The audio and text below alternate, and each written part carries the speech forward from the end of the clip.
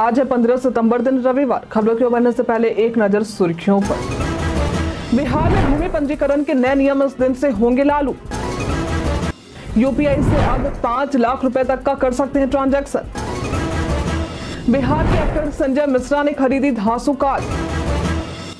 आज बिहार में 3 वंदे भारत ट्रेन का पीएम मोदी करेंगे उद्घाटन। स्कूल में सही व्यवस्था नहीं पाए जाने पर शिक्षा विभाग ने बीईओ को कर दिया सस्पेंड। आधार कार्ड अपडेट करने की बढ़ी डेडलाइन। कपिल शर्मा शो में नजर आएंगे भारतीय टीम के ये सितारे। इसरो ने 10वीं पास वालों के लिए निकाली भर्ती। भारतीय अंतरिक्ष अनुसंधान संगठन यानी इसरो ने 103 पदों पर भर्ती निकाली है। इस भर्ती के तहत कई पद भरे जाएंगे। इच्छुक उम्मीदवार इसकी आधिकारिक वेबसाइट www.isro.gov.in पर जाकर आवेदन कर सकते हैं। आवेदन प्रक्रिया 19 सितंबर से शुरू है और आवेदन करने की अंतिम तारीख 9 अक्टूबर है। इस भर्ती के लिए किसी तरह के शुल्क नहीं लगेंगे। पदों के मुताबिक उम्मीदवारों की शैक्षणिक योग्यता निर्धारित है। इस भर्ती के लिए उम्मीदवारों को कुछ पदों के लिए 10वीं पास, तो कुछ पदों के लिए आईटीआई, तो कुछ पदों के लिए डिप्लोमा, तो कुछ के लिए graduation, ME, MTech, MBS, MBBS की डिग्री होनी चाहिए। उम्मीदवारों की न्यूनतम आयु सीमा 18 वर्ष होनी चाहिए, तो अधिकतम आयु सीमा किसी पद के लिए 28, तो किसी पद के लिए 35 वर्ष तक निर्धारित की गई है। भर्ती से संबंधित सटीक और अधिक जानकारी के लिए आप इसके आधिकारिक वेबसाइट और अधिसूचना को देख सकते हैं। बिहार पर्यटन में आज हम बात करेंगे मुजफ्फरपुर के बारे में। ये बिहार का एक जिला है जो लीची की भूमि के नाम से जाना जाता है। यदि आपको कभी इस जिले में जाने का मौका मिलता है तो आप यहाँ कई दर्शनीय स्थल घूम सकते हैं। इन पर्यटन स्थलों में बसो कुंड, जुब्बा सहनी पार्क, शहीद खुदीराम स्मारक, बाबा गरीबनाथ मंदिर, रामचंद्र शाही संग्रहालय, लीची गार्डन और श्री चतुर्भुज स्थान मंदिर शामिल है। इसके अलावा इस जिले में देवी मंदिर और मां मनोकामना मंदिर भी काफी प्रसिद्ध है। यदि आप कभी इस जिले में जाने का मौका आपको मिलता है तो इन स्थानों पर जा सकते हैं। बिहार में भूमि पंजीकरण के लिए नए नियम इस दिन से होंगे लागू। बिहार में चल रहे भूमि सर्वेक्षण के बीच अब प्रदेश में सरकार ने नए भूमि पंजीकरण के नियमों को लागू किया है। ये नियम 24 सितंबर से पूरे प्रदेश में लागू कर दिए जाएंगे। आपको बता दें कि भूमि निबंधन नियमों में फरवरी महीने में बदलाव किए गए थे, लेकिन ये लोगों को पसंद नहीं आया था, जिसके बाद अदालत ने आदेश देते हुए कहा कि बिहार में 6 महीने के अंदर पुराने नियमों के तहत जमीन की रजिस्ट्री होगी। लेकिन इसके बाद भूमि निबंधन पुराने नियमों के अनुसार नहीं बल्कि नए नियमों के अनुसार होगी। आपको बता दें कि नए नियम के तहत अधिकांश भूमि पंजीकरण प्रक्रियाएं ऑनलाइन की जाती हैं, इसलिए लोगों को सरकारी कार्यालय के चक्कर नहीं लगाने पड़ेंगे। यूपीआई से अब 5 लाख रुपए तक का कर सकते हैं ट्रांजैक्शन। डिजिटल युग में लोग अब बहुत कम लोग ही ऐसे हैं जो कैश में पैसे रखते हैं और यूपीआई के माध्यम से ही ज्यादा लेन देन करते हैं। पहले यूपीआई के जरिए 1 लाख रुपए तक का भुगतान किया जा सकता था, लेकिन अब एनपीसीआई ने इस सीमा को बढ़ाकर 5 लाख रुपए तक कर दिया है। ये नया नियम रविवार 15 सितंबर से लागू हो रहा है। एनपीसीआई के अनुसार ये सुविधा कुछ विशेष श्रेणियों के लिए उपलब्ध होगी, जैसे टैक्स भुगतान, केवल रजिस्टर्ड व्यवसायियों के लिए, मेडिकल बिल भुगतान, शिक्षा संस्थानों की फीस और आईपीओ या सरकारी प्रतिभूतियों की खरीद। ये बदलाव आरबीआई गवर्नर शक्तिकांत दास के 8 अगस्त को किए गए ऐलान के तहत हुआ है, जो यूपीआई भुगतान को और भी सरल बना सकता है। बिहार में दूसरे राज्य के प्रमाण पत्र पर नियोजित शिक्षकों के प्रमाण पत्र की हो रही जांच। बिहार में 32,500 शिक्षकों के प्रमाण पत्र की जांच की जा रही है। ये वो शिक्षक हैं जो बिहार में दूसरे राज्यों के प्रमाण पत्र पर नियोजित हुए हैं। निगरानी विभाग ने संबंधित राज्यों के मुख्य सचिव को पत्र लिखकर उनके प्रमाण पत्र की पुष्टि मांगी है। विभाग जानना चाह रहे हैं कि प्रमाण पत्र उनके संबंधित विश्वविद्यालय और कॉलेजों से जारी हुए हैं या नहीं। अब तक करीब 2000 से अधिक प्रमाण पत्र जाली पाए गए हैं और इनके खिलाफ कानूनी कार्रवाई भी की जा रही है।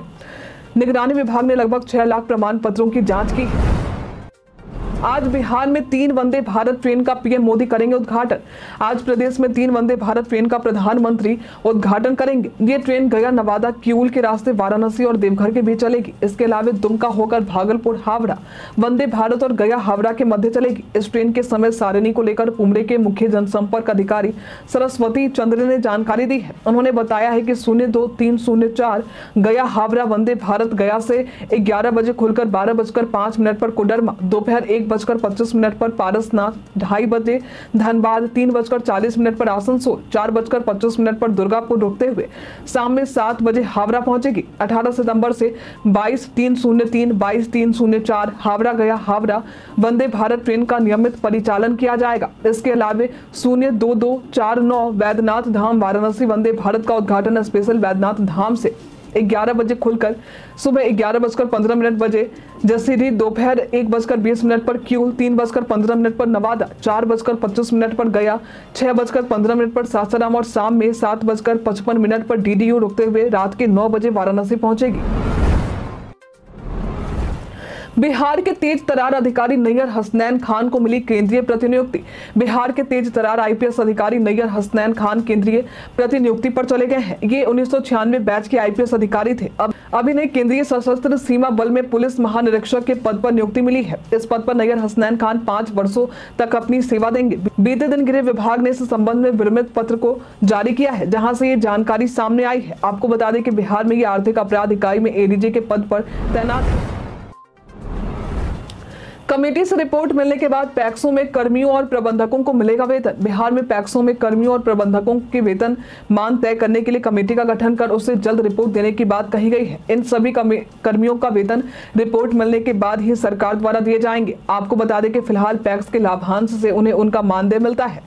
मालूम हो कि बीते कुछ समय से पैक्सों की आर्थिक गतिविधियों में बढ़ोतरी हुई है। पैक्स धान खरीद के साथ ही पेट्रोल पंप, जन औषधि केंद्र, सीएससी, राशन, खाद, बीज की दुकान का संचालन भी करते हैं। आधार कार्ड अपडेट करने की बढ़ी डेडलाइन। भारतीय विशिष्ट पहचान प्राधिकरण यानी यूआईडीआई ने आधार कार्ड अपडेट करने की डेडलाइन को 14 दिसंबर तक बढ़ा दिया है। 10 साल से पुराने आधार कार्ड जिनमें गलत विवरण है उन्हें अपडेट करना अनिवार्य है। इसके बाद मुफ्त सेवाएं समाप्त हो जाएंगी और बदलाव पर 50 रुपए का जुर्माना लगेगा। आधार कार्ड को ऑनलाइन अपडेट करने के लिए यूआईडीआई की वेबसाइट पर जाएं। यहाँ आपको अपने आधार नंबर और रजिस्टर्ड मोबाइल नंबर को लॉग इन करना होगा और अपडेट विकल्प पर क्लिक करें। सही जानकारी की पुष्टि करें या बदलाव के लिए दस्तावेज अपलोड करें। आपको एक 14 अंकों का ट्रैकिंग नंबर मिलेगा। अगर आपका आधार कार्ड पुराने फोन नंबर से जुड़ा है तो आपको निकटतम आधार सेवा केंद्र पर जाकर अपडेट कराना होगा।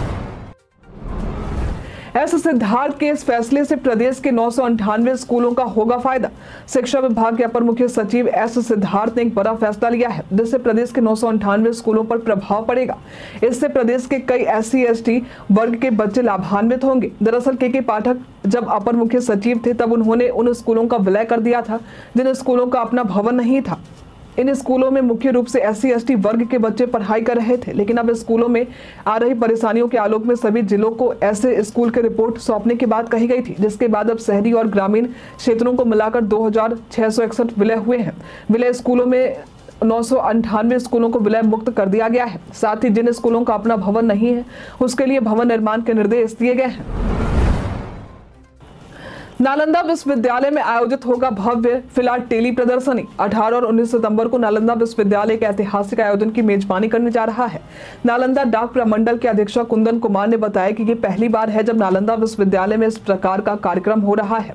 उन्होंने कहा, ये आयोजन न केवल डाक विभाग के लिए गर्व का पल है बल्कि विश्वविद्यालय के लिए भी एक महत्वपूर्ण क्षण है। प्रदर्शनी के दौरान नालंदा विश्वविद्यालय के विशेष कवर आकर्षण का केंद्र होगा। बता दें कि इस 2 दिवसीय जिला स्तरीय फिलाटेली प्रदर्शनी का उद्देश्य प्राचीन ज्ञान की धरोहर को संजोना और वर्तमान की उपलब्धियों को प्रदर्शित करना है।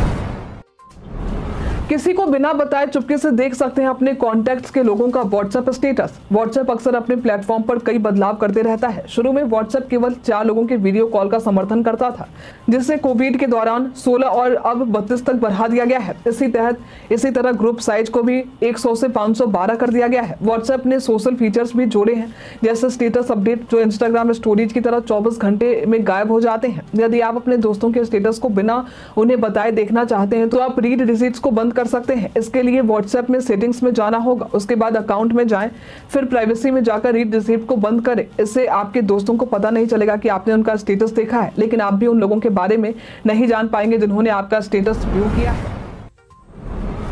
बिहार के एक्टर संजय मिश्रा ने खरीदी धांसू कार। बिहार के एक्टर संजय मिश्रा ने एक SUV कार खरीदी है। दरअसल इन्होंने नई जीप रूबिकॉन SUV खरीदी है। इस SUV का वीडियो सोशल मीडिया पर जमकर वायरल हो रहा है। इस वीडियो पर फैंस तरह तरह की प्रतिक्रिया दे रहे हैं। बता दें कि कार की शुरुआती कीमत 71,65,000 रुपए है। मालूम हो कि बिहार के एक्टर संजय मिश्रा ने अपने दमदार अभिनय से लोगों का दिल जीता है। संजय मिश्रा आज इंडस्ट्री में किसी के मोहताज नहीं है। जहां संजय मिश्रा ने धमाल, ऑल द बेस्ट और गोलमाल जैसी कई फिल्मों में अपनी एक्टिंग से लोगों को गुदगुदाया है, वहीं आंखों देखी और मसान जैसी फिल्मों के जरिए अपने अभिनय का लोहा भी मनवाया है।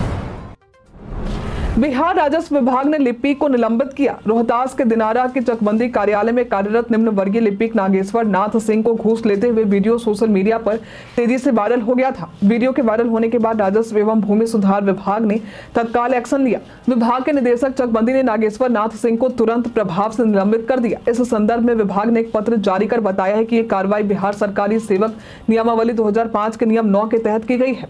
निलंबन अवधि के दौरान नागेश्वर नाथ सिंह का मुख्यालय संयुक्त निदेशालय चकबंदी गया निर्धारित किया गया है और उन्हें इस दौरान केवल जीवन निर्वाह भत्ता ही प्रदान किया जाएगा।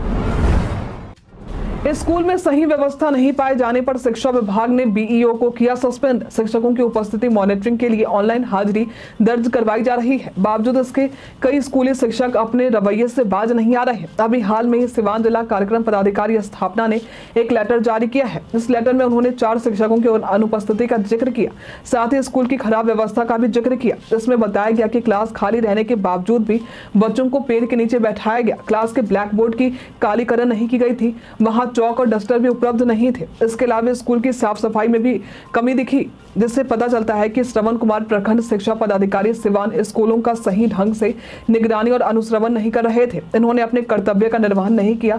इस मामले में उन्हें तत्काल प्रभाव से निलंबित कर दिया।